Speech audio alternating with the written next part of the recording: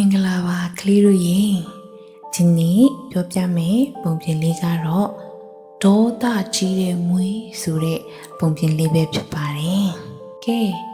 နားထောင်မှုအဆင်သင့်ဖြစ်ကြပြီလားဒါဆိုရင်ပုံပြင်လေးစလိုက်ကြရအောင်ဒီခါတော့ကလက်သမားတစ်ယောက်ရှိပါတယ်ဒါတို့သမီးတို့နားလည်အောင်လက်သမားရဲ့အတိတ်ပဲလေးကိုအရင်ဆုံးရှင်းပြပေးမယ်နော်လက်သမားဦးဦးတွေဆိုတာတက်သားတွေနဲ့အလုပ်လုပ်ရတဲ့သူတွေပေါ့သူတို့မှာပစိန်ရှိတယ်ဓာရှိတယ်လွှရှိတယ်တူတွေရှိတယ်တမူတွေလည်းရှိတယ်အဲ့ဒီကိရိယာတွေနဲ့တတုံးကြီးတွေကိုဖြတ်ပြီးရင်တမူလေးတွေရိုက်ပြီးတော့သားတို့သမီးတို့အိတ်တဲ့ကတင်လှလှလေးတွေစာရေးစပွဲတွေကစားစရာတက်သားရုပ်လေးတွေနဲ့ထိုင်တဲ့ကလထိုင်လေးတွေဖြစ်အောင်လုပ်ပေးတဲ့သူတွေကိုလက်သမားလို့ခေါ်တယ်။အဲဒီကရိယာလေးတွေနဲ့အတူတူအလုပ်လုပ်ဖို့ရင်အတွက်သူတို့မှာအလုပ်ယုံဆိုတာလေးရှိပါတယ်။ကဲဒါဆိုလို့ရှိရင်ပုံပြင်လေးဆက်လိုက်ကြရအောင်။လက်သမားတစ်ယောက်ကသူ့ရဲ့အလုပ်ယုံကိုပိတ်ပြီးအိမ်ပြန်သွားတဲ့အခါမှာအစိတ်ပြင်းတဲ့မွေတစ်ကောင်ကအစာရှာဖွေရင်လက်သမားရဲ့အလုပ်ယုံထဲကိုရောက်လာပါတယ်။မွေကဆာလောင်နေတဲ့အတွက်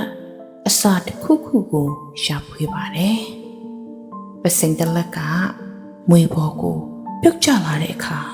မွေကိုထိခိုက်မိသွားပါတယ်။ဒေါသကြီးတဲ့မွေကတံပစိန်ကိုဒေါသတကြီးနဲ့ကိုက်ပေါက်လိုက်ပါတယ်။တံပစိန်ကိုပစိန်ကဘာမှမဖြစ်ပဲမွေရဲ့အဆွေတွေသာကျိုးသွားတယ်။သူတွေအရန်ထွက်လာပြီး